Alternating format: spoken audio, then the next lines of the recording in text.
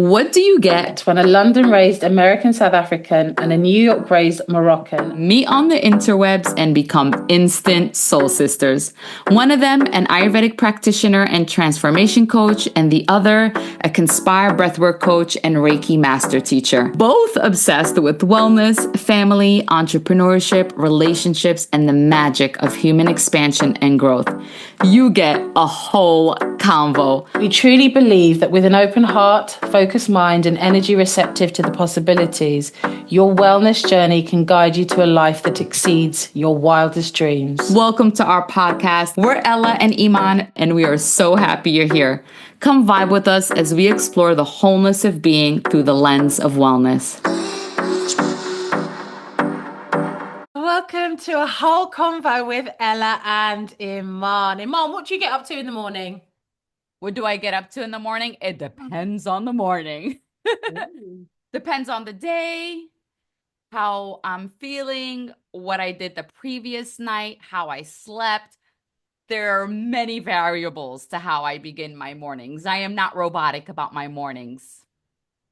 Oh, you said not robotic. I love it. Well, in this day and age, especially with what quote unquote wellness culture, there's that slight obsession with like optimizing your morning routine and having I see some videos, specifically some wellness influencers that have like a 30 task list, 30 tasks to complete and check off for their morning. And I'm exhausted watching it, let alone. Did not warn me you were going to say that. Let alone doing them. Oh my goodness. 30, that's insane. That mornings, and may I just add that I'm not diminishing the power and the magic of having ritual and alignment and routine and some kind of structure in the way your day starts. That is not what I'm saying. On the contrary, I think it's very important. I think the way in which our wellness culture and society and how maybe like cookie cutter it can be, that's not what I see as health and vitality and alignment. Can I just ask, what is on a 30 list morning routine? Oh my goodness, have you not seen any of these? No. Oh, I'm glad I haven't. I mean, face massage, making a certain concoction or drink first, and then maybe there's 5 other drinks you have, the supplement taking, the work. It's like those, it's the execution of tasks from 5 from this time, and you have to wake up From at 5 a.m. 3:45 a.m. Well, that's the thing. They say, "Oh, this is like a my 5 a.m. routine." And then when you watch it, you're like, "How did you fit that in 15 minutes?" That's a 2-day schedule. Oh, this is Okay. tickling me. Yeah, confession, not every healthy person, person who's interested in seeking elevation and expansion in their health needs to wake up at exactly this time, journal at exactly this time, meditate at exactly this time, drink their celery juice at exactly this time to be healthy. Well, it's interesting you say that because that level of control also suggests the exact opposite. If we are that driven with those deadlines and those, how did you put it? Because there's a difference Execution of tasks. execution of tasks. Yes, exactly. There's a fine line between ritual and being a bit obsessive about what you are starting your day with. Yes, 100%. I actually talk about this topic a lot with my clients or the students taking my courses because it can be a little bit blurry, right? When you're sharing guidance or you're sharing a program with someone. For example, I curated this Ayurvedic program or this holistic health protocol for someone. There are, of course, going to be aspects and variables to that protocol or that guidance sheet or that program that Mm, does have some quote unquote tasks to align with or to yeah. execute. But what I always make clear, of with in sharing this is that you want to take it and then look at it like a whole picture versus one task to be done and disconnect from it and from the things and from your environment and from your world in a way where you now are forced and have to do this one Mm, thing in order for things to get better. No, yeah. it's looking at it from the wholeness of it, right? Taking a step back and seeing how can it fit into your world, into your life, and including the things we talk about a lot in this podcast, alignment, harmony, what feels connected with you. So instead of like one, two, three, four, five, six, seven, eight things to do in the morning, I like to introduce them more as themes or as anchors, something that you begin to introduce into your morning routine or your daily routine. Even in Ayurveda, there's dinacharya.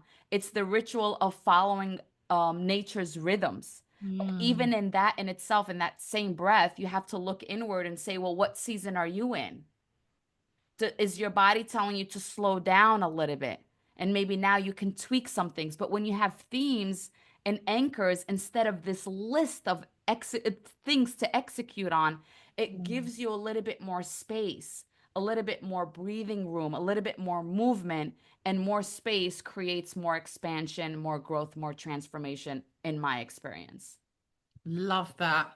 And it also is that responsiveness to what's happening for you right now. Yes. If we're driven solely by I have to do all of these things in this order at this time, otherwise it falls apart, then there is no recognition that, particularly for women, our cycle fluctuating affects how we may be experiencing the world around us and experiencing the protocols that we're trying to initiate into our world. So having that responsiveness and awareness and understanding that nothing is static, things ebb and Yes. flow, and we have the power to meet ourselves where we are within an overall framework.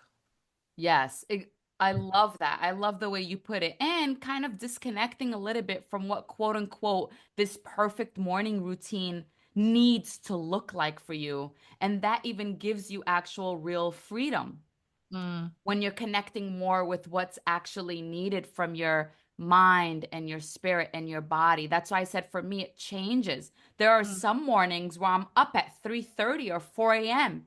and my spirit is ready to wake up. I feel energized in the way to just be more reflective, maybe a little bit more silence while everyone is sleeping. It's a real magical feeling when you are naturally, rising, right? In a time where it's like less movement and really mm, serene, and there's a lot of solitude that you can connect with. It elevates your own silence and your own solitude. And then there's mornings where I wake up and it's 5:30 or 6 or 6:30 and I feel like I'm ready to leave right now and go straight to the gym because my body's ready to move. I need to move or a walk. Sometimes I want to wake up and just foam roll.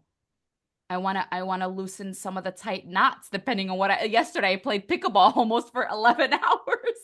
Well, not straight, but yesterday was a day that included a lot of hanging out with my husband. We were shooting some content for him. I played pickleball.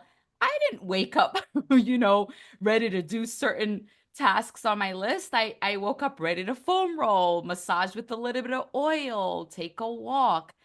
I want to honor the different variances of my life because I want to embody and embrace change and not be so confined to a linear way of living.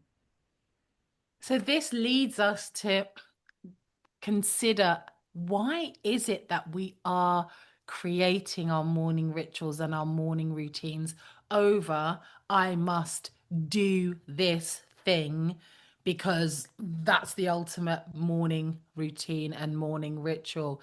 Because tapping into that awareness is a completely different space to come from.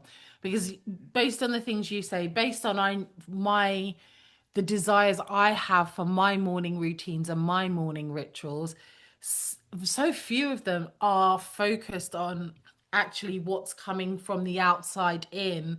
And it's more of connecting inwards and listening to what's happening inwards so that I am ready to go from the inside out.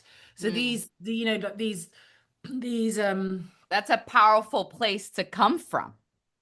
yeah, exactly. And the amount of intention that we then bring into the day Yes. is completely different to the idea that I could actually mess up how my day goes by not ticking things off this list or not getting the 30 things done. Like Yeah. it's a way to reprimand before anything's even happened. Yes, I love that you use the word intention because really that's how I feel most connected to, unfolding my morning routines. It's like if I have an intention and I'm conscious about it and I'm purposeful about it, then it's not necessarily the quote unquote thing or task or, like you said, external. It's my connected mind, body, and spirit intentionally moving throughout the day, starting in a very specific way. When I feel that I have made a conscious choice and am leading with intention, then the morning and the day unfolds in a very powerful way versus just either one, being robotic, which I guess is the extreme of the spectrum, right? Or two, being totally disconnected from actually wanting to curate a ritual. And a Absolutely. ritual And doesn't have to be this 2 hour routine. It can be as little as 3 minutes, 5 minutes, 10 minutes, or whatever you want it to be. That's the point, whatever you want it to be. But it's intentional and it's an anchor for you. And when you repeat that and it compounds, those actions and that way of being, rather, being in capital letters, like I like to say, just being allows us to move forward throughout the day in a more empowered and conscious, vital way. and I think that's where our perspective on these morning routines and rituals really aligns and intersects. Because for me, it's about having that space to meet and nourish myself first, so that the inevitable meeting and nourishing of others can come from a space of overflow over a space of depletion. Yes, yeah. Your mornings don't have to look like Instagram or anyone else's routine. They just need to feel like you. You filled up and up and up and up and up and feeling like I'm ready.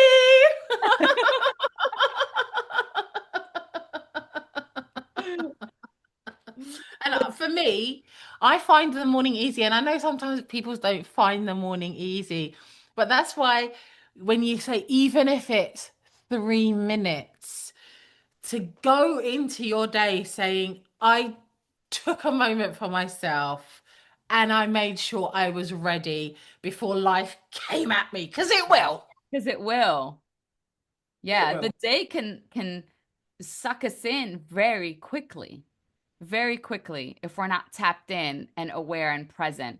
And I think that's why I think obviously the whole morning routine, the whole, morning, importance came about is because of course it's the beginning of the day. You want to have some intention, some structure in a way that allows you not to get sucked in. Yeah, and that decision to say, I'm important enough to take that time, whatever that length of time is, I'm important enough. We talk about L'Oreal, she's worth it, but this is like morning routine, baby. Yes. I'm important enough to take that time. Yes, yes. You are delivering a message to your outer world, to your environment, to the universe, to the people around you, to your To your partner, to your unconscious children, mind. all of it saying, I am doing this because it matters and it's important and I'm important. And that's a strong, strong message to start the day with. And then we can go, because I want to say it again because I really enjoyed that. I'm ready. I love the way you say that. Now, when I did tell you I wanted to speak about this, stop forcing morning routines, I cracked up when you said, do you mean start forcing? Yes. So can we just can we quickly just dabble into that before we close this out, Ella? Yes, because I had no idea that you had in mind a 30 list crazy regimen to start the morning, because that I'm not so much of a fan of, but I am all about saying, yeah, let's force starting the day saying I'm important enough to take some time for me before going into the day. I stand by that. Okay, I'll let that one pass. I'll let that one pass.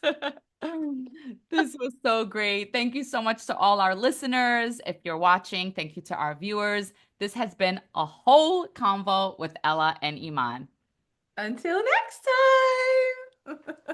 That is a wrap on this week's Convo. We had a blast talking to you. Thank you for sharing your time, hearts, and minds with us. We hope this episode left you thinking, feeling, and maybe even breathing a little deeper. If it moved something in you, please share it, text it to a friend, or just sit with it. Remember, the power of change can start with the simplest convo. And if you have any comments or thoughts you'd like to share with us, please feel free to do so. We'd love to connect with you. Don't forget to subscribe to our show so you never miss a moment of the magic. And if you're curious about any of our services and offerings, check out the show notes for all the links and goodies. We're so grateful you're on this journey with us. Until next time, stay rooted, stay whole.